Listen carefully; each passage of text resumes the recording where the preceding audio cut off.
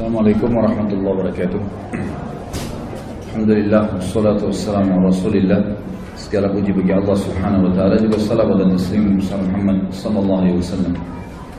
Masih melanjutkan Umar dan beberapa poin yang berhubungan dengan beliau sebelum membahas masalah meninggal dan mati syahidnya radhiyallahu anhu. Beliau juga punya kisah berhubungan dengan masalah mendidik diri beliau dan juga pemimpin-pemimpin yang biasa beliau atau yang sudah beliau tunjuk. Satu waktu pernah Umar bin Khattab memiliki anak yang bajunya sobek kemudian ditambal. Pada saat ditambal baju tersebut, keesokan harinya robek lagi, ditambal lagi yang kedua kalinya, sampai terdiri baju tersebut dari beberapa kali tambalan. Teman-teman anak Umar ini mengolok-olok anak Umar. Anak Amir Mukminin bajunya sobek, anak Amir Mukminin bajunya ditambal. Sampai anak Umar bin Khattab ini menangis pulang dan berkata kepada ayahnya, "Wahai ayahku, masih anak-anak, masih kecil. Teman-temanku mengolok-olok aku karena bajuku ditambal. Bisa gak ayah belikan aku baju?" Kata ayahnya, "Kalau sekarang," kata Umar radhiyallahu anhu, "kalau sekarang saya nggak punya uang oleh anakku untuk beli baju. Bayangkan untuk beli baju berapa dirham aja nggak pegang uang pada saat itu." Radhiyallahu anhu. Beliau mengatakan, "Tapi aku akan coba mengirim surat kepada penjaga Baitul Mal."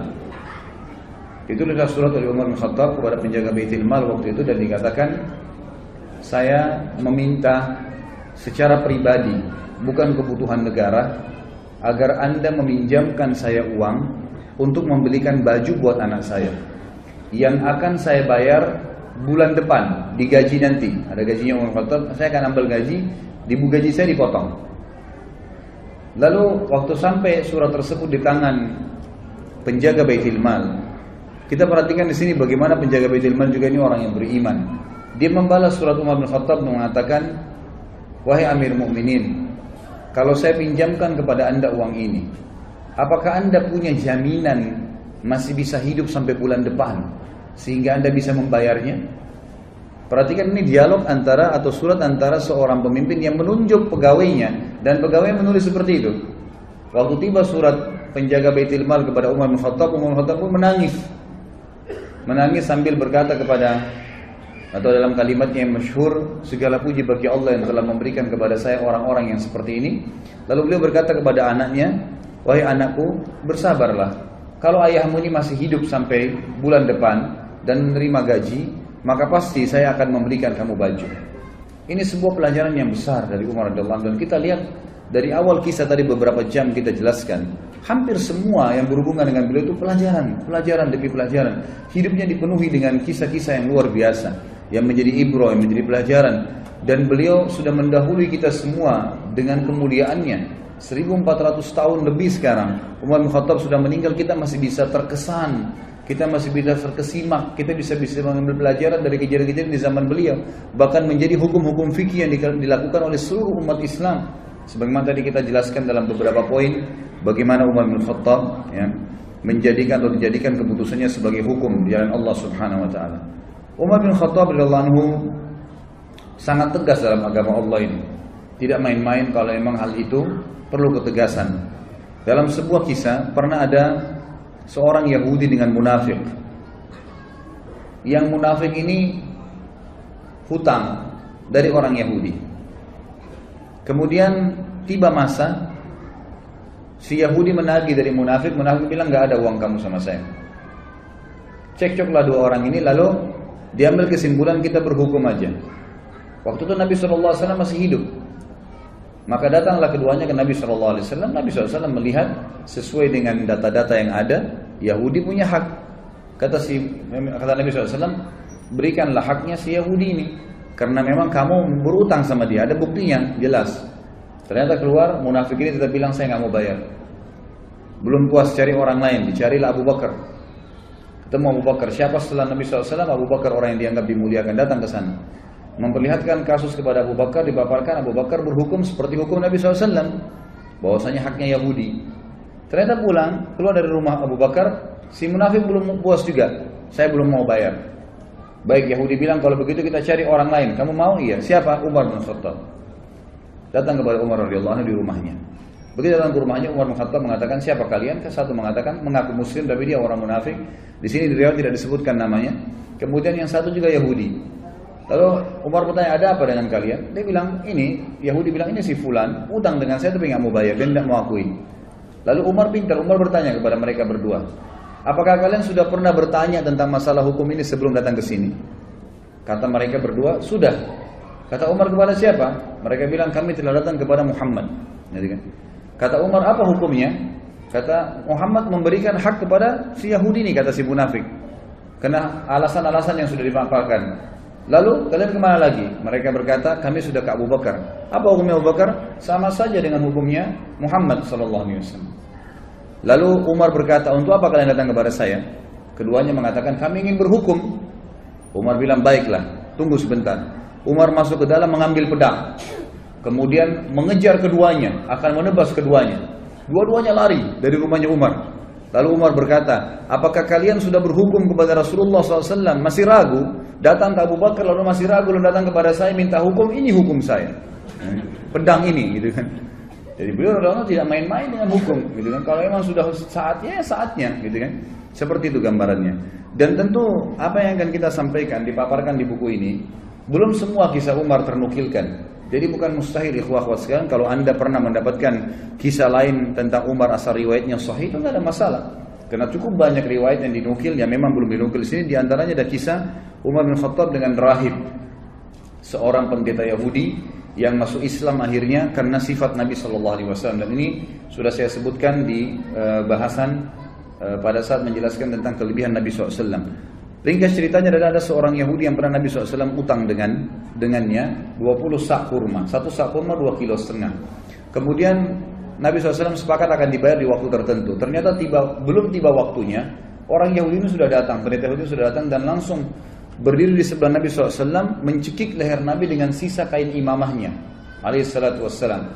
Lalu orang-orang waktu itu lagi hadir di masjid dan semuanya pada melihat kejadian tersebut. Akhirnya Umar bin Khattab yang ada di depan saf mengatakan, ya Rasulullah, izinkan saya menebas lehernya Yahudi ini. Lalu Nabi SAW memberikan isyarat untuk duduk Umar. Lalu Nabi SAW dalam kondisi tercekik menanyakan kepada Yahudi, ada apa hai Yahudi? Kata Yahudi ini, bayar hutangmu hai Muhammad. Kata Nabi SAW, kan belum tiba saat waktunya. Dia bilang, tetap saya mau dibayar sekarang.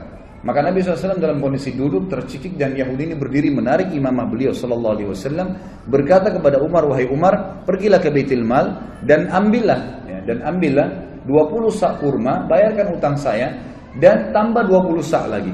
Kata Umar, ya Rasulullah, 20 sak pertama utang anda, 20 sak kedua untuk apa? Kata Umar, kata Nabi SAW, itu hukuman karena kau sudah menakut-nakuti dia. Kau tadi sudah mengancam akan menebas lehernya. Artinya Nabi SAW seakan-akan memberikan isyarat, kalau saya masih ada jangan ambil keputusan, gitu kan? Maka Umar pun pergi ke Baitul Mal, meninggalkan Yahudi ini. Yahudi jalan di belakangnya sambil marah dengan Yahudi ini. Tiba di Baitul Mal, Umar bin Khattab menyiapkan 20 sak kurma, diberikan kepada Yahudi itu. Waktu mau disiapkan 20 sak kedua, Yahudi ini bilang, enggak usah hai Umar. Kata Umar, kenapa? Dia bilang, Umar, apa kau tahu siapa saya? Kata Umar, saya enggak mau tahu siapa kamu. Dalam kondisi marah gitu kan. Langsung dia sebutkan namanya, saya Fulan bin Fulan. Namanya ini kebetulan nama salah satu pendeta Yahudi yang terkenal sudah lama masuk Islam. Kata Umar, saya tanya kamu atas nama Allah, apakah kau dia? Dia bilang, iya. Bukankah kau tahu itu adalah Rasulullah Sallallahu Alaihi Wasallam? Kata dia, ya saya tahu. Lalu kenapa kau lakukan perbuatan tadi sementara kau tahu adalah Nabi Allah? Kata si Yahudi, hai Umar, apa kau kira saya gila? Saya datang ke masjid kalian, mencekik Nabi dan Raja kalian, di hadapan kalian, saya sudah siap mati pada saat itu. Karena saya ingin membuktikan satu hal dari Muhammad yang belum saya temukan padanya. Semua ciri kenabian, Nabi terakhir ada pada diri Muhammad. Semua sudah saya temukan. Fisiknya, tempat tinggalnya, nama-namanya, tinggal ada satu belum. Ghalaba hilmuhu ghadabuh. Emosinya dikalahkan dengan kasih sayangnya. Dan tadi itu saya sengaja nagih sebelum waktu, saya sengaja cekik lehernya. Tujuannya untuk memancing emosinya. Ternyata memang kasih sayangnya mengalahkan emosinya. Dan sekarang saya mengucapkan Umar asyhadu an la ilaha illallah wa anna Muhammad Rasulullah. Ini syahadat orang tersebut di depan Umar radhiyallahu anhu. Ini diantara kisah yang belum dinukil tentunya. Ada juga kisah yang lain, kisah tentang masuk Islam, kisah tentang Umar radhiyallahu anhu zaman khilafahnya. Beliau sempat keliling kota Madinah di malam hari. Kemudian beliau menemukan ada satu laki-laki Badui. Laki-laki Badui ini kebetulan lagi menancapkan tali kemahnya sambil mengikat kencangan tali untahnya, dan di dalam kemahnya ada suara rintihan perempuan yang sedang menangis. Maka Umar pun lewat dan berkata setelah memberikan salam, wahai laki-laki, hai rajul, bahasa Arabnya, wahai rajul, siapa kamu ini? Dia mengatakan, saya orang musafir dari Badui padang pasir, lagi lewat malam, kemalaman saya lihat ada tanah kosong, saya tebar kemah saya mau nginap di sini. Kata Umar, suara siapa tuh rintihan dalam kemahmu? Dia bilang, sudahlah saudaraku, pergilah, tidak usah campurin itu. Kata Umar, mungkin saya bisa bantu. Kata orang itu suara istri saya yang mau melahirkan, ya, tapi tidak ada yang bantu. Saya nggak tahu bagaimana melahirkan perempuan, dan juga tidak ada wanita yang saya kenal di Madinah bisa minta bantuan, apalagi itu tengah malam. Dan sebagian ulama menukil kisah ini di tahun 23 Hijriah, tahun terakhir Umar radhiyallahu anhu hidup, dan juga ya, pada saat itu tengah malam, di awal malam, dan itu sekitar jam 12 malam gitu kan. Jam 11, jam 12 malam, yang orang waktu itu sudah tidur semua. Jadi ini Umar bin Khattab sedang mengontrol, mengawasi sendiri. Ringkas cerita adalah Umar bin Khattab lalu berkata kepadanya, maukah kau saya datangkan seorang wanita dari Madinah yang bisa membantu istrimu melahirkan? Dia bilang mau. Perlu jemaah tahu bahwasanya laki-laki Badui ini belum tahu kalau ini Umar bin Khattab, belum tahu kalau ini khalifah. Umar pun radhiyallahu anhu lalu pulang, dia tidak membangunkan ya, penasihat-penasihatnya, atau mungkin dokter, tabib, ya kalau kita zaman dulu dikatakan ya dengan istilah tabib, ya, atau orang yang bisa mengobatin, atau bidan mungkin perempuan yang bisa melahirkan. Tidak, dia pulang ke rumahnya, dia bangunkan istrinya. Yang waktu itu istrinya adalah Ummu Kalthum, anaknya Ali radhiyallahu anhu. Lalu berkata Umar bin Khattab, wahai cucunya Rasulullah, apakah kau mau mendapatkan pahala seorang wanita muslimah yang mau melahirkan malam hari nggak ada yang tolong? Ummu Kalthum radhiyallahu anha juga punya iman yang kuat, anaknya Ali radhiyallahu anhu, cucu Nabi SAW. Dia tidak mengatakan, wahai Amir Mu'minin, carilah wanita Ansar yang bisa melahirkan. Tidak, dia mengatakan dengan jelas dan tegas, tentu saja saya ingin dapat pahalanya. Kata Umar, siapkanlah persiapan, perlengkapanmu untuk melahirkan dan ikut sama saya. Maka jalanlah pada malam itu, saudaraku sekalian, dua orang, raja muslim dan ratunya. Tidak ada pengawal, tidak ada yang dampingin, dan tidak ada media yang akan mengekspos itu. Karena yang sedang dibantu seorang Badui yang cuma lewat, besok pagi mau pergi lagi. Gak ada yang tahu, tengah malam nih. Ya, kita tahu sekarang banyak orang mau melakukan satu perbuatan, kegiatan, kena ada eksposnya. Kemudian bisa mengangkat namanya. Sama sekali enggak. Jalanlah keduanya, tiba di kemah orang Badui tersebut. Ringkas ceritanya, kata Umar bin Khattab kepada istrinya, masuklah ke kemah dan selesaikan tugasmu. Istrinya pun akhirnya membantu wanita tersebut melahirkan. Gak lama kemudian, sementara menunggu tentu Umar bin Khattab ngobrol sama orang Badui ini, dan orang Badui belum tahu kalau Umar bin Khattab, ngobrol-ngobrol aja seperti biasa. Lalu kemudian terdengar suara bayi dari dalam, dan Ummu Kalthum, istri Umar bin Khattab radhiyallahu anhum ajma'in, berkata, ya Amir Mukminin, wahai pemimpin orang yang beriman, gitu ya. Jadi ini hai raja, beritahukan kepada laki-laki di sebelahmu kalau istrinya sudah melahirkan normal. Begitu mendengarkan kalimat Amir Mukminin, si Badui tadi dari tempat duduknya turun ke tanah, ketakutan, lalu berkata, apakah anda Amir Mukminin Umar bin Khattab? Umar bin Khattab mengatakan kepada dia, ala rizkika, tenang aja. Dia bilang, diulangi, apakah anda Amir Mukminin Umar bin Khattab? Kata Umar, iya, saya Amir Mukminin Umar bin Khattab, dan yang membantu tadi melahirkan istrimu itu adalah Ummu Kalthum, anaknya Ali bin Abi Thalib, cucunya Rasulullah SAW. Maka orang ini pun menangis pada saat itu dan berkata, Maha suci Allah yang telah mengaruniakan saya nikmat yang tidak terhingga malam ini, karena saya telah didepani duduk oleh raja ya, muslimin, dan istri saya telah dibantu melahirkan oleh ratu muslimin, dan anak saya disentuh pertama kali dengan kulit cucu Nabi SAW.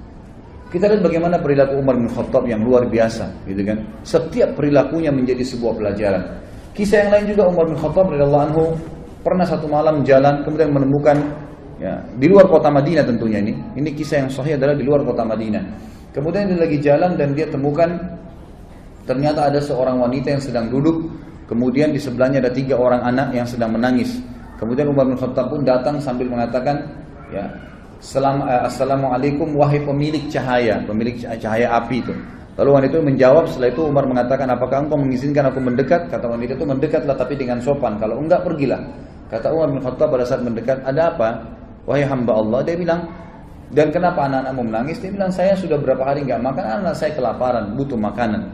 Terus apa yang kamu masak di panci? Yang saya masak di panci sebuah batu yang saya masukkan supaya anak-anak saya kira saya masak, dan ini sudah 3 hari berjalan. Sementara Amir Mukminin tidak perhatian kepada kami. Dia tidak tahu kalau ini Umar bin Khattab. Lalu Umar pun berkata kepada temannya, kalau tidak salah itu bersama dengan Ubay bin Ka'ab. Mereka berdua lalu menuju ke Baitul Mal, mengambil kebutuhan muslimin, dipikul. Kemudian Umar berkata, angkatlah ke pundakku. Kata Ubay, biar saya yang angkat Amir Mukminin. Kata Umar, angkat ke pundakku sampai 3 kali. Ubay terus mengatakan, biar saya Amir Mukminin. Kata Umar, apa kau ingin memikul dosaku pada hari kiamat? Maka Ubay pun diam. Lalu pergilah mereka berdua ke sana. Lalu Umar bin Khattab, dalam riwayat ini dikatakan meniup panci yang tadinya apinya sudah mulai redam, sampai terlihat asap dan percikan-percikan api berada di antara jenggot beliau. Dan waktu itu Umar bin Khattab memiliki jenggot yang sama Nabi SAW sampai ke dadahnya radhiyallahu anhu. Kemudian beliau meniup di tengah malam, seorang raja meniup api panci untuk memasakkan masyarakatnya. Setelah terbakar api tersebut, lalu Umar bin Khattab mengatakan kepada ibu tersebut, taburilah gandum di atas air. Lalu Umar yang mengaduknya. Terus diaduk sampai menjadi kental, menjadi makanan. Ditaruhlah garam, ditaruhlah segala kebutuhannya. Kemudian setelah itu diberikanlah makan oleh Umar bin Khattab. Dikatakan, berikan saya nampan, dikasih nampan, ditumpah. Kemudian diberikan makan anak-anak tersebut sampai semua kenyang. Setelah kenyang, kata Umar, ambillah ini semua. Lalu ibu tersebut berkata, sungguh demi Allah kau lebih baik daripada Amir Mukminin. Dia tidak tahu kalau ini Umar bin Khattab. Kata Umar, janganlah berkata begitu wahai ibu. Kalau kau satu waktu bertemu dengan Amir Mukminin, kau pasti akan menemukan saya ada di sana, gitu kan? Hanya begitu saja. Lalu Umar bin Khattab memegang tangan Ubay, sama-sama keluar. Kata Ubay, waktu Umar bin Khattab, Amir Mukminin meninggalkan tempat tersebut, lalu dia menyelip di antara semak belukar seperti binatang buas yang sedang mengintai mangsanya. Dilihat dengan teliti ke arah ibu tadi sama anak-anak itu. Lalu setelah itu dia lihat anak-anak tersebut yang tadinya nangis, tidur, bangun, bermain, ceria, gitu kan. Lalu Umar bin Khattab mengangkat kepalanya, ya seakan-akan berhenti untuk memata-matai dan berkata, segala puji bagi Allah yang selamatkan saya dari orang-orang ini yang akan menuntut saya pada hari kiamat. Perilaku yang sangat luar biasa dari seorang yang beriman kepada Allah Subhanahu wa ta'ala. Dan cukup banyak kisah yang berhubungan dengan hal-hal yang seperti ini. Umar bin Khattab radhiyallahu anhu juga pernah memberikan pelajaran tentang masalah takdir. Sebagaimana dinukil dalam banyak riwayat-riwayat sahih, teman-teman yang pegang buku bisa di halaman 276 sampai 277 kisah yang berhubungan dengan masalah itu. Umar bin Khattab radhiyallahu anhu pernah menuju ke negeri Syam, dan di negeri Syam itu ternyata ada satu wilayah yang akan dimasukin, terkenal ada penyakit taun. Ya, sebelum keluar ke negeri Syam, masih dari kota Madinah, gitu kan? Riwayat sahih menjelaskan masih di kota Madinah. Lalu pada saat itu ada seorang panglima perang, Abu Ubaidah bin Jarrah radhiyallahu anhu, yang terkenal juga, salah satu yang terkenal, Amin Hadil Ummah, orang yang paling terpercayanya umat Islam, gitu kan? Waktu itu Umar bin Khattab mengatakan, waktu mau keluar, dikatakan negeri yang Anda mau pergi ini oleh sebagian sahabat ada penyakit taun. Taun itu penyakit yang memang Nabi SAW larang kita masuk ke sana kalau ada penyakit itu. Dan kalau kita sedang ada di satu lokasi yang ada penyakit itu, maka otomatis kita dilarang keluar. Ini khilaf di antara ulama tentang masalah bahasa Indonesia untuk penyakit ini. Ada yang mengatakan kusta, ada yang mengatakan menyebutkan beberapa jenis penyakit, tapi saya tidak terlintas sekarang nama-namanya. Ringkas cerita adalah Umar bin Khattab mengatakan, kalau begitu kita urunkan niat dulu, jangan dulu pergi. Lalu Abu Ubaidah radhiyallahu anhu datang mengatakan, wahai Amir Mukminin, apakah Anda lari dari takdirnya Allah? Kata Umar bin Khattab, saya lari dari takdir Allah ke takdir Allah yang lain. Nah, jadi maksudnya di sini, selama masih berhubungan dengan perilaku seorang hamba, perilaku pilihan, makan atau tidak, minum atau tidak, tidur atau tidak, keluar atau tidak, semua itu adalah pilihan ikhtiar, gitu kan? Kalau kita mau keluar ternyata khawatir ada gelap, badai, hujan, panaskah, kita lalu memilih lebih di rumah, berarti kita sedang memilih takdir Allah yang lain. Itu maksud Umar radhiyallahu anhu, kan gitu. Maka Umar mengatakan, saya lari dari takdir Allah kepada takdir Allah yang lain. Lalu Umar berkata, wahai Abu Ubaidah, seandainya yang mengucapkan itu bukan kamu, artinya masa kamu yang bisa mengucapkan seperti itu sementara kamu ini adalah orang yang paling terkenal, gitu kan? Lalu akhirnya Umar bin Khattab pun membiarkan. Dalam riwayat yang lain Abu Ubaidah mengatakan, baiklah saya yang akan pergi ke sana. Maka dia pun berangkat. Umar bin Khattab sempat memeluk Abu Ubaidah, mengetahui ini pasti akhir hidupnya, gitu kan? Pergilah mereka pada saat itu. Ya, dalam riwayat ini, tapi riwayat ini mengatakan Abu Ubaidah nggak jadi keluar, tetap aja di Madinah, dan akhirnya ditunggulah berita. Umar terus menyebarkan berita. Siapa yang punya berita tentang taun, penyakit taun dari Nabi SAW? Abdurrahman ibn Auf, sahabat Nabi yang lain radhiyallahu anhu, sempat waktu itu tersibukkan dengan beberapa kegiatan. Lalu pada saat dengar orang lagi ngumpul bersama Umar bin Khattab, dia pun datang lalu mengatakan, saya memiliki kabar dari Nabi SAW. Ya, dan ini riwayat disebutkan dalam riwayat Bukhari tentang kisah ini. Dia mengatakan, aku mendengarkan Nabi SAW bersabda, idza sami'tum bihi bi ardin fala tuqaddimu alaihi, wa idza waqa'a bi ardin wa antum biha fala takhruju firaran minhu. Jika kalian mendengarkan taun terjadi di satu daerah, maka kalian jangan ke sana. Dan jika kalian bila itu terjadi pada satu kaum, sedangkan kalian berada di dalamnya, maka kalian jangan keluar darinya atau menghindarinya. Maka Umar pun akhirnya bertahmid, mengatakan, alhamdulillah, segala puji bagi Allah yang telah membantu aku untuk mengambil keputusan yang tepat. Juga Bapak Ibu sekalian, ada kisah yang menarik tentang, atau syubhat seringkali kalau Anda baca buku sejarah, Anda temukan tentang, ada sering ahli-ahli sejarah Islam juga menulis buku yang mereka mengatakan Umar bin Khattab tidak menyenangi Khalid bin Walid. Tidak menyenangi Khalid bin Walid. Terbukti Umar bin Khattab melenserkannya dari jabatannya sebagai pimpinan perang. Penulis buku ingin meluruskan masalah itu. Beliau mengatakan ini pemahaman yang salah. Umar bin Khattab mencopot Khalid bin Walid dari jabatannya bukan karena Umar membencinya. Ya, nanti akan beliau katakan bukti. Tetapi Umar bin Khattab sendiri menyebutkan dalam riwayat, ya ini disebutkan dalam Tarikh At-Tabari, ya, disebutkan oleh penulis buku menukil dari situ ya. Beliau mengatakan Umar sempat berkata, sesungguhnya aku tidak mencopot Khalid karena kemarahan atau pengkhianatan, tapi orang-orang telah terfitnah olehnya.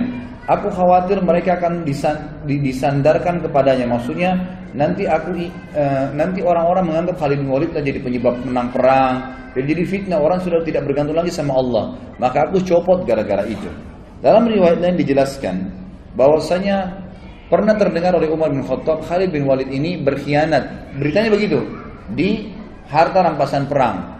Lalu Umar bin Khattab dari Madinah mengutus Bilal. Perlu ikhwah dan akhwat sekalian tahu, teman-teman tahu, bahwasanya Khalid bin Walid ini dulu pimpinan, ya, tuan, sayyid di Mekah, gitu kan. Dan Bilal adalah seorang budaknya Umayyah bin Khalaf. Ya.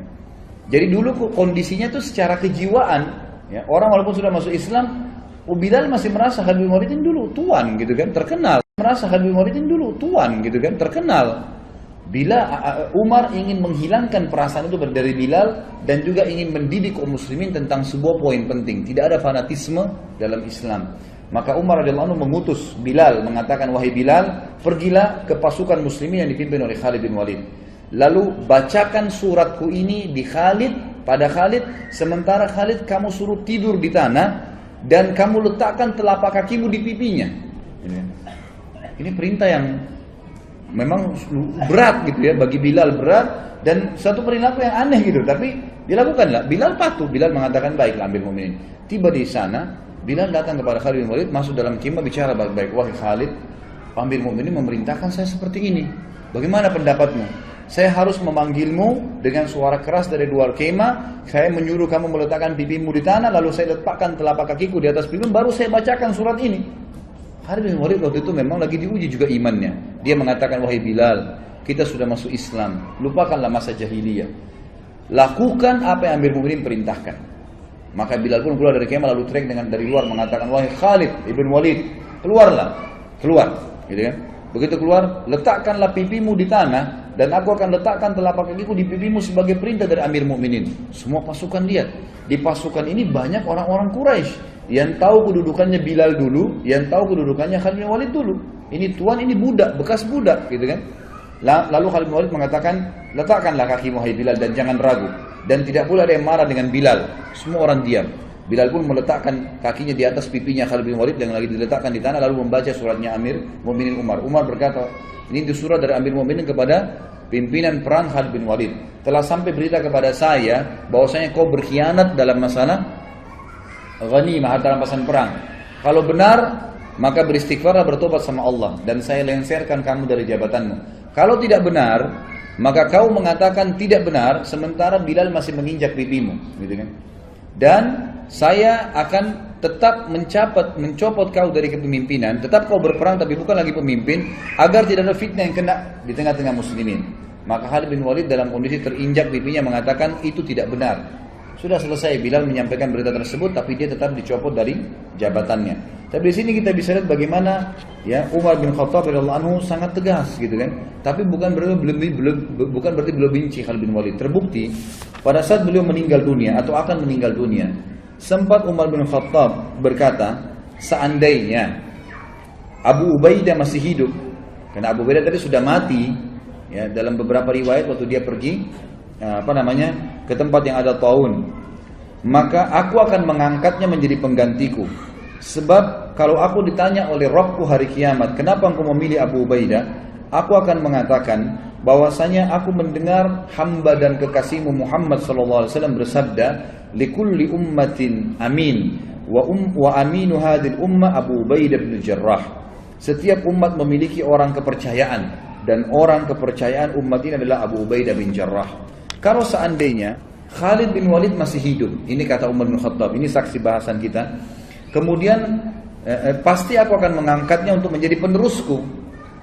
Dan pada saat aku ditanya oleh Allah hari kiamat, oleh Rabbku, kenapa engkau memilih orang ini? Aku akan mengatakan, karena hamba dan kekasihmu Muhammad SAW telah bersabda, Khalid bin Walid saifun min suyufillahi sallahullahu alal musyrikin.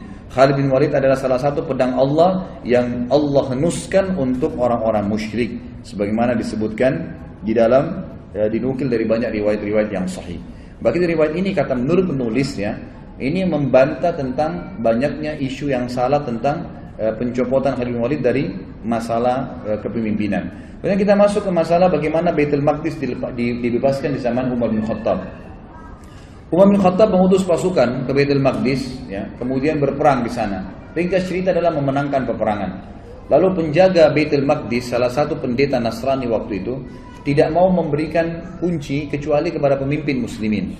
Maka menyuratlah beberapa pemimpin, ya, yang memimpin perang waktu itu, termasuk Khalid bin Walid waktu itu ada di sana. Ya, kemudian Miqdad dan beberapa sahabat Nabi yang lain disuruhlah, ya, menyurat kepada Amir Mu'minin. Umar bin Khattab waktu terima surat tersebut mengatakan, baiklah kita berangkat. Berangkatlah Umar bin Khattab menuju ke Palestina. Tiba di Palestina, kebetulan Umar bin Khattab waktu ke Palestina itu berdua bersama budaknya. Bukan budak sebenarnya, pelayannya ya. Bersama dengan pelayannya. Umar bin Khattab sepakat sama pelayannya. Selama perjalanan dari Madinah ke Palestina, jauh sekali ini, gitu kan? Perjalanan sebulan. Ya. Kalau sesaat saya di atas unta, sesaat kamu di atas unta. Jadi begitu terus. Dalam waktu tertentu Umar bertukaran tempat sama pelayannya ini. Pas tiba di Palestina, di pintu gerbang Palestina dan ditunggu oleh orang-orang muslimin, tiba gilirannya Umar bin Khattab yang harus narik ke kanannya unta. Hamba sahaya dari belayan itu lagi di atas unta, gitu kan? Maka pada saat itu si pendeta tadi yang Nasrani ini mengatakan kepada orang-orang di situ muslimin, mana raja kalian? Kata mereka, itu yang lagi tarik ke kanannya unta. Siapa yang di atas unta itu? Kata pendetanya, itu pelayannya dia, gitu kan? Lalu kata pendeta ini, orang inilah yang telah disebutkan dalam Injil akan menerima kunci Baitul Maqdis. Ternyata disebutkan dalam Injil, satu waktu nanti akan datang dibebaskan oleh seseorang yang adil dan dia akan bersama dengan pelayannya dan dia akan menarik ke kanan unta pelayannya. Sampai seperti itu. Dan pada saat itu pendeta ini tambah kagum lagi karena 4 orang pimpinan perang Khalid bin Umar bin Khattab waktu itu menyambut Umar dengan baju yang bagus-bagus. Kudanya juga dihiasi dengan bagus. Waktu mereka mendekat mau salaman sama Umar gitu kan, mau turun dari kudanya, Umar bilang jangan turun dulu. Dari mana kalian dapat pakaian-pakaian ini? Kata mereka, kami memakai ini Amir Mu'minin agar musuh-musuh Allah takut. Sama Umar diambil batu dilemparin. Semuanya dilemparin sama Umar, gitu kan? Kata Umar, baru saja Allah bukakan kalian sedikit wilayah, kalian sudah memakai baju-baju yang mewah, buka, disuruh ganti bajunya yang dulu, gitu kan? Sampai akhirnya mereka membuka bajunya. Pendeta itu pun hanya kaget melihat perilaku Umar bin Khattab. Gak ada raja di dunia seperti ini gitu. Nah ini diantara hal yang terjadi di Baitul Maqdis. Dan beliau sempat masuk di Baitul Maqdis. Kemudian beliau menanyakan kepada seorang rahib di situ pada saat itu bernama Ka'ab Al-Ahbar. Ya, dia kemudian menunjukkan, ya, menurut di riwayat ini dikatakan Umar bertanya padanya, di mana menurut riwayat dalam Injil pun, ya, bahwasanya Nabi terakhir Muhammad SAW masuk di Baitul Maqdis dan mereka punya berita itu. Mereka mengatakan dari pintu ini. Maka Umar pun masuk di situ. Kemudian Umar bin Khattab mengerjakan sholat di situ. Ini termasuk. Kemudian pelajaran yang lain juga disebutkan oleh beliau adalah sikap yang diambil menjadi hukum pada saat terjadi Amu Ramada. Ramada ini masa peceklik, kering sekali Madinah. Ya, sampai Umar tadi mulai zuhud, lebih zuhud lagi, tidak makan kecuali nasi sama roti sama minyak, dan itu membuat kulitnya sampai jadi hitam. Tapi ada sebuah pelajaran. Waktu itu Umar bin Khattab mengumpulkan masyarakat Madinah, kemudian mengajak mereka sholat istisqa. Pada saat diajak sholat, ini riwayat Bukhari ya, pada saat diajak sholat istisqa, Umar bin Khattab memberikan pelajaran lagi kepada kita semua. Dia berkata dengan suara keras selesai sholat, mengatakan, ya Allah, dulu jika kami tertimpa kekeringan, maka kami bertawassul kepadamu dengan doa nabimu, lalu engkau menurunkan hujan kepada kami. Sekarang nabi kami sudah mati, maka kami bertawassul kepadamu dengan doa pamannya, itu Abbas radhiyallahu anhu, maka berilah kepada kami hujan. Kemudian Umar meminta Abbas untuk berdoa kepada Allah subhanahu wa ta'ala. Lalu Abbas pun berkata, ya Allah, sebuah bencana telah menimpa, ya, sebuah bencana tidak menimpa kecuali karena adanya dosa. Ia tidak terangkat kecuali dengan taubat. Orang-orang memintaku menghadap kepadamu karena kedudukanku di sisi nabimu Muhammad SAW. Ini adalah tangan-tangan kami terangkat kepadamu dengan dosa-dosa. Sedangkan ubun-ubun kami kepadamu dengan taubat. Turunkanlah hujan buat kami. Maka tiba-tiba mendung dan turunlah hujan dengan lebat. Tapi ulama mengatakan dari riwayat ini diambil pelajaran besar, bahwasanya ya Umar bin Khattab ingin menitik beratkan tidak boleh lagi bertawassul dengan Nabi SAW sementara beliau sudah mati.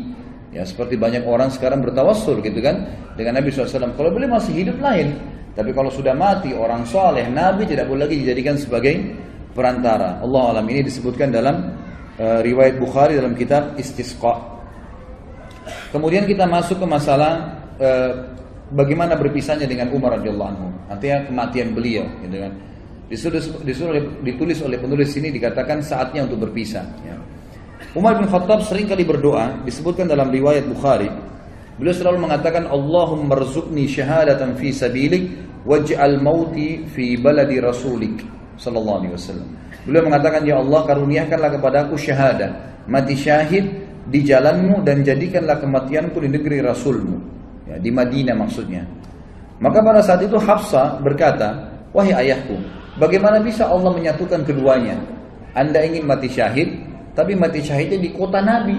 Sementara waktu itu Madinah menjadi ibu kota Islam yang sangat kuat, mustahil bisa diserang udah. Pasukan Islam sudah menyebar kemana-mana, Persia sudah runtuh, sebagian besar wilayah Romawi sudah runtuh, jauh sekali orang-orang kalau mau menyerang Madinah. Bukan seperti di zaman Nabi SAW yang masih dekat, orang Mekah, suku-suku Arab masih ada yang belum masuk Islam. Ini sudah habis semuanya gitu kan. Maka Umar mengatakan, ya'ti bihallah insya Allah akan datangkan kalau Allah mau. Ternyata betul, ya, beranjak daripada kisah ini, beranjak daripada doa ini, maka ada sebuah ya, kisah yang harus diketahui, bahwasanya Mughirah ibn Syu'bah radhiyallahu anhu, salah satu waktu itu gubernur yang ditunjuk oleh Umar bin Khattab di Irak, dalam sanad yang sahih, menulis surat kepada Umar bin Khattab mengatakan, wahai Amir Mukminin, saya memiliki seorang budak. Budak ini bernama Abu Lu'lu, gitu, orang Majusi. Orang ini mahir, bisa buat senjata, bisa buat pedang, bisa buat perisai, bisa buat macam-macam. Bahkan dia bisa membuat alat yang untuk mengalirkan air. Orangnya pintar sekali. Izinkanlah dia masuk ke Madinah, wahai Amir Mukminin. Waktu itu Umar bin Khattab tidak pernah mengizinkan orang-orang yang belum masuk Islam itu masuk ke Madinah. Kalau sudah masuk Islam lain. Kalau belum masuk, itu Abu Lu'lu belum masuk Islam, gitu kan? Dimasukkan untuk membantu muslimin agar bermanfaat. Dan Umar bin Khattab menolak awalnya. Kedua, Mughirah bin Syu'bah terus mendesak sampai akhirnya Umar bin Khattab izinkan. Waktu itu Mughirah bin Syu'bah meminta bayaran dari budaknya ini setiap hari kalau nggak salah 100 dirham pembayaran dari hasil kerjanya, gitu kan? Maka dia pun datang, Abu Lu'lu, kepada Umar mengatakan, wahai Amir Mukminin, ini Mughirah menyiksa saya. Banyak yang diminta 100 dirham, padahal 100 dirham kecil untuk hasil dia. Kata Umar, 100 dirham kecil dari pendapatan kamu yang kamu lakukan. Begitu banyak pendapatan yang didapatkan, bisa masuk sampai ribuan dirham dalam sehari. Maka itu kecil sekali. Dia pun akhirnya jengkel dengan Umar bin Khattab dan ini awal masalah.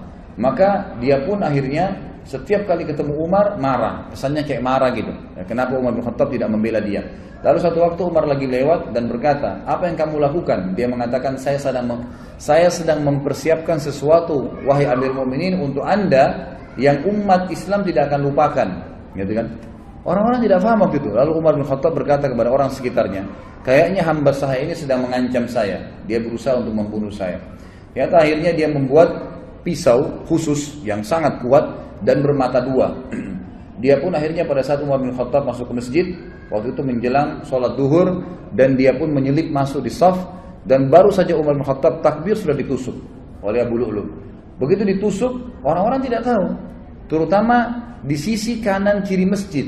Tidak ada yang tahu. Yang tahu cuma di belakang ya Umar bin Khattab, dan itu adalah Abu Musa al-Ash'ari radhiyallahu majma'in. Lalu kemudian Umar bin Khattab tertusuk dan sempat terdengar suara mengatakan, Umar mengatakan, aku telah dibunuh oleh anjingnya Majus, maksudnya si Abu Lu'lu' itu. Lalu Umar bin Khattab jatuh dan Abu Musa ya mendekati Umar, lalu Umar memegang tangannya sambil berkata, ya lanjutkanlah sholat wahai Abu Musa, jadi imamlah kamu.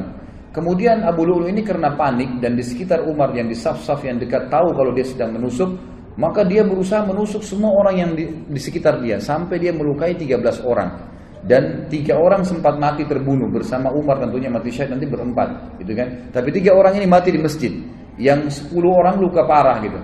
Nah pada saat ada lihat kejadian tersebut, sahabat sudah tahu kalau ini orang membunuh Amir Mu'minin, menusuk, maka dia melemparkan jubahnya ke arah wajahnya sehingga tidak melihat dan dikeroyokin. Pada saat itu dia tahu dia akan mati, lalu dia mengambil pisau tersebut dan menusukkan ke lehernya sendiri. Meninggallah Abu Lu'lu' ini, dalam kisah sahih ini disebutkan.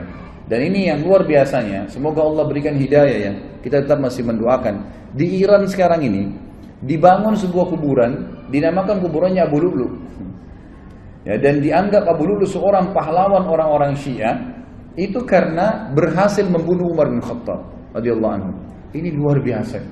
Ya, pembunuh Amir Mu'minin yang terkenal dengan kesolehannya, jaminan surga dari Nabi SAW, berapa banyak hadis yang kita sebutkan. Lalu mereka bangga dan pernah saya punya cuplikannya dalam bahasa Arab. Mereka melantunkan bahasa Arab, orang-orang Persia itu mengatakan artinya begini, ya Allah bangkitkanlah kami bersama pejuang Abu Lu'lu' di hari kiamat, naudzubillah. Berarti termasuk bersama-sama di neraka gitu, karena berhasil membunuh Umar yang mereka anggap orang kafir.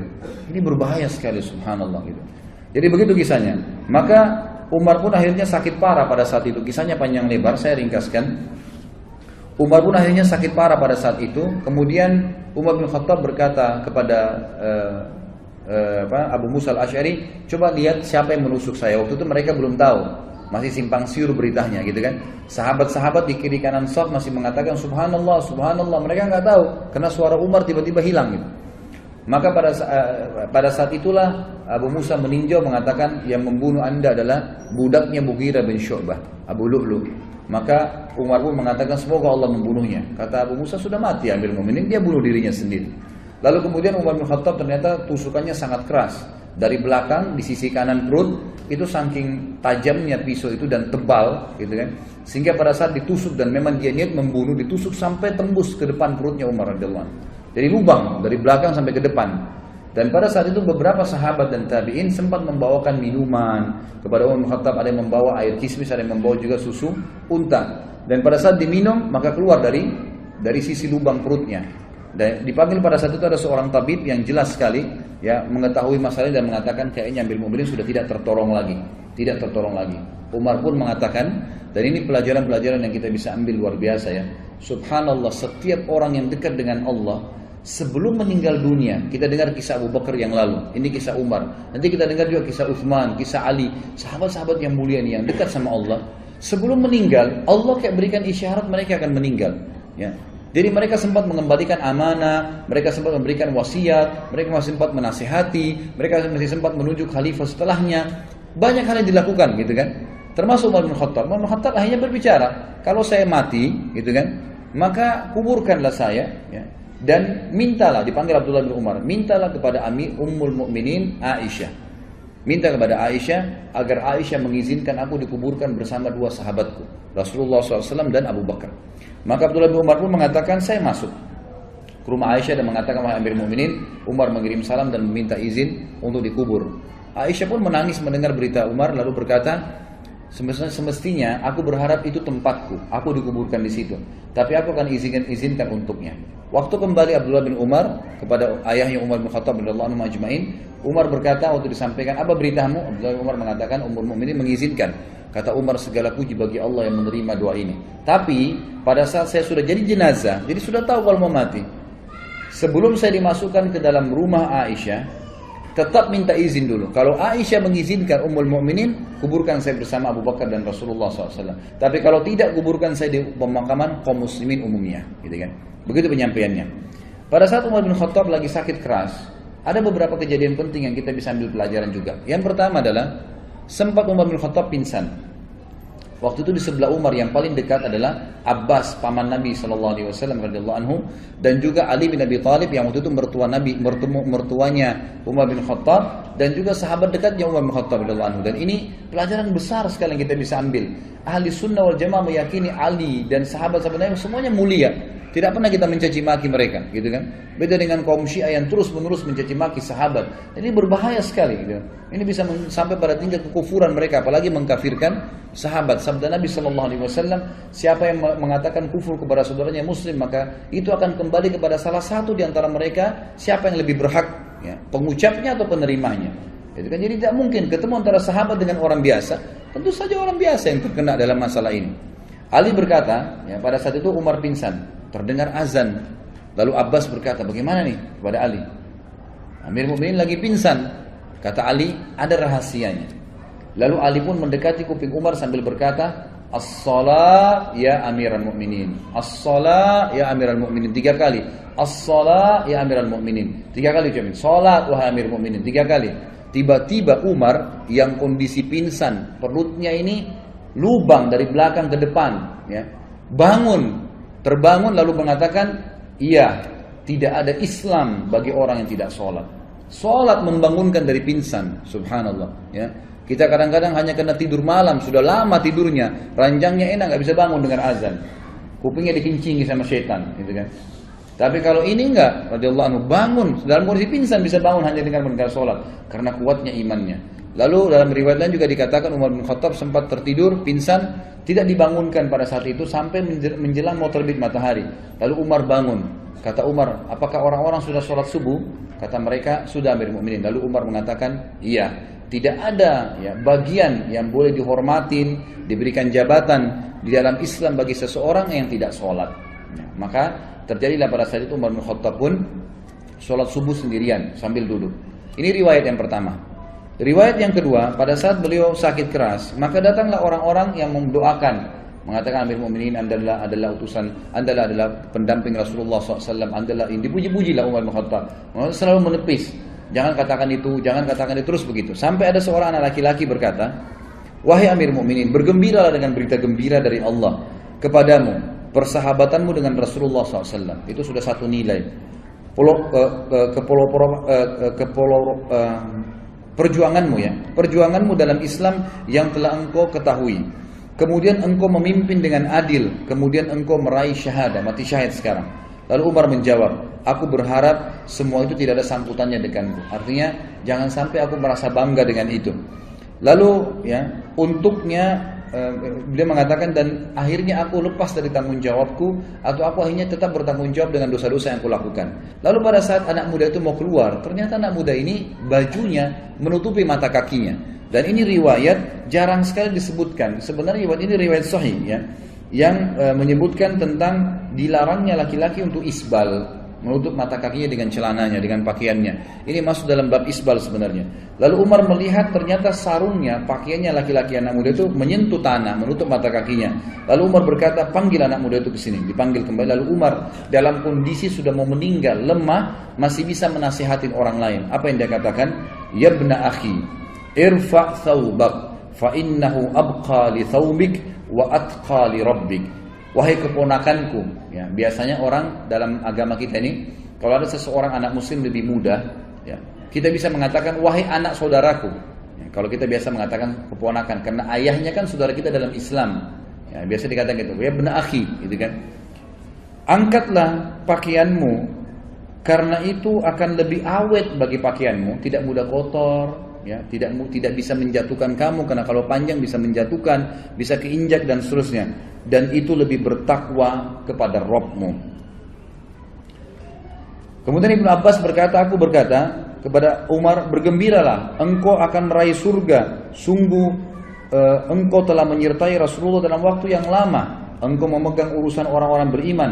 Engkau bersikap tegas dalam menunaikan amanah. Umar berkata, adapun berita gembira surga yang engkau katakan kepadaku, demi Allah, seandainya aku mempunyai dunia dengan segala isinya, niscaya aku akan menjadikannya sebagai tebusan untuk menghadapi ketakutan besar yang ada di hadapanku sebelum aku mengetahui berita itu. Maksudnya, aku akan, ya, belum bisa aku mengatakan itulah pegangan, itu jadikan pegangan surga itu, walaupun sudah dijamin oleh Nabi SAW. Kalau seandainya aku punya dunia dan seluruh isinya, aku akan jadikan sebagai tebusan agar bisa mendapatkan surga itu. Adapun ucapanmu bahwasanya aku telah memegang urusan umat Islam, demi Allah aku berharap bahwa hal itu tidak ada sambutannya denganku. Untung ruginya tidak ada hubungannya denganku. Adapun yang engkau katakan bahwa aku telah menyertai Nabi SAW, maka hal tersebut benar. Hal tersebut benar. Ini diriwayatkan oleh Imam Ahmad dalam musnadnya.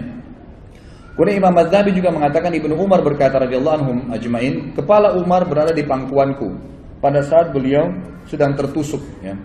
Lalu ia berkata, letakkan pipiku di tanah, kata Umar. Lalu aku meletakkannya, kata Abdullah bin Umar radhiyallahu anhu ajma'in. Dia berkata, celaka bagiku dan celaka bagi ibuku jika Rabbku tidak merahmatiku. Artinya betul-betul kecelakaan, ya, luar biasa kalau sampai aku tidak, ya, diampuni oleh Allah Subhanahu wa taala. Lalu beliau sempat sebelum meninggal juga memberikan wasiat kepada, beliau mengatakan, aku berwasiat kepada khalifah yang datang setelahku, berbuat baik kepada muhajirin angkatan pertama, karena mereka lah orang-orang yang telah masuk Islam di awal, ya, dan memberikan hak-hak mereka, menghormati mereka. Yang kedua, aku berwasiat kepada orang-orang Ansar yang telah memperjuangkan dan menjual seluruh harta dan jiwa mereka untuk agama. Lalu berbuat baiklah kepada rakyat-rakyat di kota-kota dan di desa-desa, karena mereka adalah pejuang-pejuang Islam. Berbuat baiklah kepada orang-orang Badui, karena mereka adalah orang-orang asli muasal orang Arab dan penopang Islam. Serta aku juga mewasiatkan berbuat baik kepada zimmah, ahli zimmah, orang-orang kafir yang di bawah naungan pemerintahan Islam, karena, ya, hak mereka harus dipenuhi sebagaimana Nabi SAW perintahkan. Ada beberapa pujian sahabat-sahabat, ya, yang kita akan sebutkan poin-poinnya sebelum disebutkan kematian beliau radhiyallahu anhu kepada Umar bin Khattab, dan ini pada saat menjelang Umar bin Khattab sakarat dan meninggal dunia, dan beliau meninggal disebutkan dalam banyak athar sangat muda. Tiba-tiba saja beliau setelah memberikan wasiat tadi tentang khalifah setelahnya, lalu beliau menutupkan mata dan beliau meninggal dunia seketika pada saat itu. Tidak ada sesuatu yang melihat itu berat, susah, nggak ada seperti itu. Lalu pada saat itulah puji-pujian harum dari para sahabat datang kepada beliau. Jadi semenjak mereka lihat Umar sudah mulai melemah, sudah mulai ada puji-pujian yang keluar sampai beliau, ya, dimakamkan. Yang pertama, Abu Wail menyebutkan rahimahullah berkata, Abdullah bin Mas'ud radhiyallahu anhu datang kepada kami, dia menyampaikan berita kematian Umar kepada kami. Aku tidak melihat hari yang banyak tangisan dan kesedihan daripada hari itu. Kemudian Abdullah berkata, demi Allah, jika aku tahu bahwasanya Umar menyukai anjing, niscaya aku akan menyukainya. Maksudnya saking fanatiknya dengan Umar dan pendapatnya radhiyallahu anhum ajma'in. Umar bin Khattab selalu benar, dan ini disebutkan, ya, dinukil 195 dalam buku Ar-Riyadun Nadhirah, ya. Kemudian Huzaifah juga berkata, ini kisah atau ungkapan yang kedua, bahwa dia berkata pada hari kematian Umar, pada hari ini kaum muslimin meninggalkan sebuah sisi pagar Islam, artinya kehilangan pagar benteng mereka. Abdullah bin Abbas juga berkata, Hudzaifah juga berkata di statement yang lain, Islam pada zaman Umar seperti seorang laki-laki yang melangkah maju. Dia tidak bertambah kecuali dekat. Tetapi ketika Umar terbunuh, maka seorang laki-laki itu seperti mundur. Artinya waktu Umar datang, Islam terus maju, mengekspansi sampai kemanapun, dikenal oleh orang. Waktu Umar meninggal, seakan-akan Islam yang berbentuk seperti orang itu mundur, gitu kan? Seakan-akan mundur. Jadi tidak ada lagi yang bisa mengikuti langkah-langkah Umar. Abdullah bin Abbas berkata dalam kisah yang lain atau pendapat beliau, ditanya kepada beliau, apa pendapat anda tentang Umar? Abdullah bin Abbas radhiyallahu anhu berkata, semoga Allah merahmati Abu Hafs, maksudnya Umar. Hafs ini anak pertamanya Umar, laki-laki. Demi Allah, dia adalah pembela Islam, pengayom anak-anak yatim, tempat tinggal iman, tempat tinggal iman, sumber kebaikan, penyantun orang-orang lemah, benteng bagi para khalifah, kokoh dalam kebenaran, suka membantu orang lain, menegakkan hak Allah dengan sabar dan berharap pahala kepada Allah sehingga agama ini tegak. Dia telah memperlebar wilayah kaum muslimin, mengingat Allah SWT di atas bukit dan daratan, memuliakan Allah dalam keadaan senang dan susah, bersyukur kepadanya di setiap waktu, maka Allah akan menimpakan penyesalan kepada siapa saja yang membencinya sampai hari kiamat. Abdullah bin Abbas adalah ahlul bait, gitu kan? Anaknya Abbas. Dan ini juga status statement yang luar biasa dari Abdullah bin Abbas yang disampaikan oleh beliau, siapapun yang membenci Umar, maka Allah akan menimpakan penyesalan kepadanya sampai hari kiamat. Kemudian Abbas bin Abdul Muttalib, paman Nabi SAW, Ahlul Bait juga mengatakan, aku adalah tetangga Umar bin Khattab, aku tidak melihat seseorang yang lebih baik daripada Umar. Malamnya adalah sholat, siangnya adalah puasa, dan menunaikan seluruh keperluan masyarakat. Ali bin Abi Thalib juga pernah berkata pada saat meninggalnya Umar bin Khattab, dan dinukil oleh Abdullah bin Abbas, semua adalah Ahlul Bait Nabi SAW. Berarti mereka sangat menghormati Umar radhiyallahu anhum ajma'in. Ali berdoa, berkata, Ali mendoakan Umar agar Allah merahmatinya. Kata Abdullah bin Abbas, dia berkata, engkau tidak meninggalkan seseorang di mana aku lebih menyukai bertemu Allah dengan amalan seperti amalanmu, hai Umar. Demi Allah, aku sudah mengira bahwasanya Allah akan menjadikanmu bersama sahabatmu, karena aku sering mendengarkan Nabi SAW bersabda, "Zahabtu ana wa Abu Bakar wa Umar, wa dakhaltu ana wa Abu Bakar wa Umar, wa kharajtu ana wa Abu Bakar wa Umar." Aku sering mendengar, kata Ali radhiyallahu anhu ajma'in, Nabi SAW bersabda, aku pergi bersama Abu Bakar dan Umar, aku masuk bersama Abu Bakar dan Umar, dan aku keluar bersama Abu Bakar dan Umar. Jadi ini jelas statement Ali radhiyallahu anhu mengatakan wajar kalau kamu dikubur bersama Nabi SAW dan Abu Bakar. Abdullah bin Abbas juga berkata, perbanyaklah mengingat Umar, karena jika kalian mengingatnya, niscaya kalian akan mengingat keadilan. Jika kalian mengingat keadilan, niscaya kalian akan mengingat Allah tabaraka wa ta'ala. Jadi ini statement yang sangat luar biasa. Dan seperti kita tahu ikhwan dan akhwat sekalian, sampai sekarang subhanallah, kita pada saat dari tadi kita mengisahkan Umar, saya yakin berapa persen pun itu jumlahnya, ya kalau memang Allah mudahkan sampai full, alhamdulillah, bisa semaksimal mungkin 90-100% kita bisa mengambil pelajaran, sangat baik. Berapa persen pun tadi waktu kita dengarkan kisahnya, yang terlintas adalah seorang sosok yang sangat kuat, tegar, dari orang yang tidak baik menjadi orang yang sangat baik, dari orang yang akhirnya orang yang jadi pemimpin dan menjadi orang yang sangat adil dalam pemimpinannya, orang yang sangat berani, orang yang sangat sayang dengan masyarakatnya, orang yang sangat zuhud, orang yang sangat wara', banyak sekali kelebihan beliau radhiyallahu anhu. Dan dengan membaca kisah beliau, kita akan bertambah iman. Baru membaca kisahnya, bagaimana dengan dia sendiri yang sudah hidup pada masa itu radhiyallahu anhu. Dan saya tutup ikhwas sekalian, ini tentu tambahan kisah saja. Ini setelah Umar bin Khattab meninggal lalu dikuburkan. Sebelum beliau meninggal, beliau sempat dikatakan oleh beberapa sahabat, tunjuklah wahai Amir Mu'minin siapa yang akan menggantikan anda. Kata Umar radhiyallahu anhu, saya tidak berani menunjuk siapapun kecuali saya harus mengumpulkan 6 orang yang tersisa dari ahli, dari orang yang dijamin masuk surga. Maka kumpulkanlah pada saat itu ada Utsman, Ali, Talha, Zubair, Abdurrahman ibn Auf dan Sa'ad. Dikumpullah 6 orang ini. Lalu kata Umar radhiyallahu anhu, kumpullah mereka ini. Lalu Umar memanggil mereka ke dalam rumahnya Umar. Lalu Umar berkata, ini ada kamar saya. Ini kamar sering saya gunakan untuk kebutuhan muslimin. Berkumpullah kalian di dalam kamar ini dan musyawarahlah agar ada orang di antara kalian yang bisa menggantikan saya setelah saya meninggal. Dan ingat, wahai Abdurrahman, kau jadi pimpinannya. Jangan keluar dari ruangan ini kecuali sudah ada satu khalifah. Kalau enggak, kalian berenam saya penggal lehernya. Umar bin Khattab nunggu depan kamar itu dalam kondisi beliau luka parah nih, gitu kan? Lalu masuklah 6 orang itu bermusyawarah di dalam ini subhanallah, ke-6 sahabat ini saling memuji. Yang satu memuji fadilah yang satunya. Rasulullah SAW bersabda tentang kamu begini, tentang kamu begini. Utsman memuji Ali, Ali memuji Talha, Talha memuji Zubair, terus begitu. Sampai hadis-hadis banyak disebutkan tentang fadilah masing-masing. Terakhir terkerucut dari 6 orang, 2 orang, Utsman dan Ali. Dan akhirnya Utsman bin Affan unggul dengan 2 buah hadis.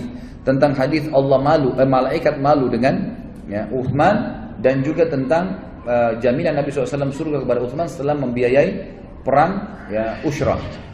Baik, akhirnya mereka mengatakan Utsman kok tidak bisa mengelak. Utsman pun akhirnya mengatakan baiklah. Keluar dari kamar, Umar tanya, bagaimana keputusan kalian? Kata mereka, kami sudah menunjuk Utsman bin Affan karena kelebihan hadis Nabi SAW tentang dia. Kata Umar, alhamdulillah. Setelah itu Umar pun meninggal dunia. Jadi ini fadilah yang Umar radhiyallahu anhu lakukan. Ada sebuah kisah yang saya tutup dengan kisah ini, sebenarnya tidak berhubungan dengan kematian Umar, tapi saya sempat mendengarkan kisah ini dari salah satu masyayikh, ya, yang beliau sampaikan dalam kasetnya. Saya tambahkan saja. Umar bin Khattab radhiyallahu anhu, beliau sangat senang kalau sudah selesai urusan pemerintahan diurus, beliau sering duduk di masjid dan menunggu kalau ada orang yang mengeluh lagi, atau beliau mendengarkan kisah-kisah unik. Satu waktu ada orang yang datang, dan ini kisah membuat Umar bin Khattab menangis dan tersentuh secara imaniyah. Dan ini juga syekh yang menyampaikan sampai menangis. Saya lihat cuplikan itu, beliau menangis mendengar kisah ini, sambil berdoa kepada Allah seperti doanya laki-laki yang akan diceritakan dalam kisah ini. Umar bin Khattab sering kali duduk atau menunggu orang, lalu kemudian dia punya seseorang yang selalu mendampingi dia. Ini tidak disebutkan dalam kisah ini siapa dia. Biasanya Utsman bin Affan atau Abdurrahman bin Auf atau Abdullah bin Abbas. Tiga sahabat ini sering mendampingi Umar radhiyallahu anhu di samping kanan atau kirinya. Lalu masuklah dua orang dalam masjid waktu itu, kembar, persis sama, bajunya sama, ya. Semua penampilannya sama, rambutnya, alisnya, kulitnya, tinggi badannya, paras wajah, poster tubuh sama semua, nggak ada bedanya. Seperti orang kembar gitu. Tapi kembarnya ini luar biasa uniknya gitu. Semua sama. Lalu Umar bertanya kepada orang di sebelahnya, siapa orang ini, dua orang itu? Yang di sebelahnya bilang kepada Umar, itu Amir Mukminin, ayah sama anaknya. Umar kaget. Umar mengatakan, ayah sama anaknya, seperti seakan-akan saudara kembar. Jadi hampir sama, rambutnya sama-sama. Dia masih hitam, masih muda rambutnya si ayah ini gitu. Kondisi fisiknya masih sama dengan anaknya. Lalu Umar yang angkat suara mengatakan, ajaban ma ra'aitul yaum, sungguh mengagumkan apa yang saya lihat hari ini. Lalu mengarahkan pandangan beliau ke ayahnya si anak tadi yang Anda jalan di depan. Lalu ayahnya mengatakan, wahai Amir Mukminin, kalau Anda mendengar kisah anak saya ini, dia lahir dari rahim ibunya, sementara ibunya di kuburan, Anda lebih kaget. Kata Umar, anak ini lahir di kuburan dari ibunya yang sudah mati. Kata ayahnya, iya Amir Mukminin, begini ceritanya. Umar bilang, ceritakan saya rahimakallah, semoga Allah merahmatimu. Dia bilang, begini cerita Amir Mukminin, saya waktu ibunya anak ini masih hidup di Madinah, masyarakat Madinah, orang-orang dari Ansar ini. Dia bilang, saya waktu ibunya masih hidup anak ini, sempat waktu hamil pertama, anaknya cuma satu, lagi hamil 3 bulan, ya. Saya kemudian punya hajat, ingin keluar dari kota Madinah, ingin pergi. Dan zaman dulu orang kalau mengadakan perjalanan jemaah sekalian itu menganggap dirinya sudah bisa kembali, bisa enggak. Karena kalau perjalanan bisa dirampok tengah jalan, bisa mati, bisa enggak kembali. Sekarang masih ada, mungkin bisa beli tiket pulang pergi, atau kalau meninggal ada informasi yang sampai ke keluarganya. Zaman dulu enggak. Maka orang kalau sudah pamit mau pergi jihad, mau pergi bisnis, maka itu dianggap oleh keluarganya sudah meninggal. Dia bilang, istri saya pun melarang saya, meminta jangan pergi, ya. Padahal ini saya sudah harus pergi. Maka saya pun mengetahui kalau istri saya ragu karena masalah anaknya. Lalu saya memegang perut istri saya sambil mengatakan, ya Allah, saya mengamanahkan anakku yang ada di rahim atau di perut istriku ini, jagalah ya Allah. Lalu dia bilang, saya pun pergi. Setelah saya pergi, saya kembali 6 atau 7 bulan setelah itu. Jadi pas waktu melahirkan istrinya dia balik. Pada saat saya tiba di rumah saya waktu maghrib, kemudian saya coba ke rumah saya, tidak ada orang. Saya kemudian mendatangi kerabat-kerabat saya terdekat yang ada di Masjid Nabi. Saya tanyakan mana istri saya, mereka bilang istrimu sudah meninggal 2 minggu yang lalu. Sudah meninggal 2 minggu yang lalu. Maka saya pun sholat Isya, dan saya setelah Isya mau pulang ke rumah saya dan mengunjungi beberapa kerabat istri saya untuk menyampaikan takziahnya, gitu kan. Kemudian saya lewatin Baqi dan saya bilang pada teman-teman saya dan kerabat saya, mana kuburan istri saya? Ditunjuklah. Dia bilang, begitu saya lewat dekat kuburan istri saya, di atas kuburan istri saya ada asap keluar, asap, banyak sekali asap itu. Lalu kemudian saya bilang, apa ini? Kata keluarganya dan teman-temannya, ini terjadi dari semenjak kami masukkan istrimu di kuburan 2 minggu lalu. Setiap hari keluar asap, setiap hari. Kami juga nggak tahu apa. Kata suaminya apa? Demi Allah, saya tidak tahu dari istri saya ini kecuali kebaikan. Orangnya baik sekali, patuh pada suami, sholatnya terjaga, puasanya terjaga. Nggak mungkin ini keburukan, pasti Allah tunjukkan kebaikan. Dia bilang, lalu tergeraklah hati saya Amir Mukminin untuk menggali kuburan istri saya. Waktu saya gali, saya temukan anak saya ini berada di bawah rahim istri saya yang sudah mati. gitu kan? Ada di situ, hidup. Dan terdengar suara, dia bilang, saya tidak tahu dari mana yang berbunyi, wahai fulan, dipanggil namanya orang ini, wahai fulan, ambillah anakmu yang kau telah jadikan amanah di tangan Allah Subhanahu wa taala. Sampai Amir Mukminin menangis, Umar dan orang ini menangis sambil berkata, wahai Amir Mukminin, demi Allah, saya sangat yakin kalau seandainya waktu itu saya juga memegang pundak istri saya dan saya katakan, ya Allah, saya amanahkan istri saya. Saya pegang tembok rumah saya dan saya katakan, saya amanahkan tembok rumah ini, ya Allah, maka saya yakin istri saya masih Allah panjangkan umurnya. Tapi ya Amir Mukminin, saya cuma mendoakan anak saya dan inilah anak saya yang Anda anggap unik tadi itu. Maka ini pelajaran juga besar. Bagaimana kita bisa ambil bahwasanya orang melibatkan Allah Azza wa Jalla dalam segala kehidupannya, gitu kan? Nah, ini sangat bermanfaat. Selalu berdoa, ya Allah, saya mengamanahkan istri saya, anak saya, diri saya, harta saya, ilmu saya, apa yang saya miliki kepadamu ya Allah. Maka Allah SWT akan menjaganya dengan izin Allah Subhanahu wa taala. Mudah-mudahan apa yang kita bahas tentang Umar Al-Faruq radhiyallahu anhu ini bermanfaat buat kita, dan Allah memberkahi majlis kita ini, dan Allah Subhanahu wa taala menjadikannya sebagai tambahan di dalam timbangan amal kita.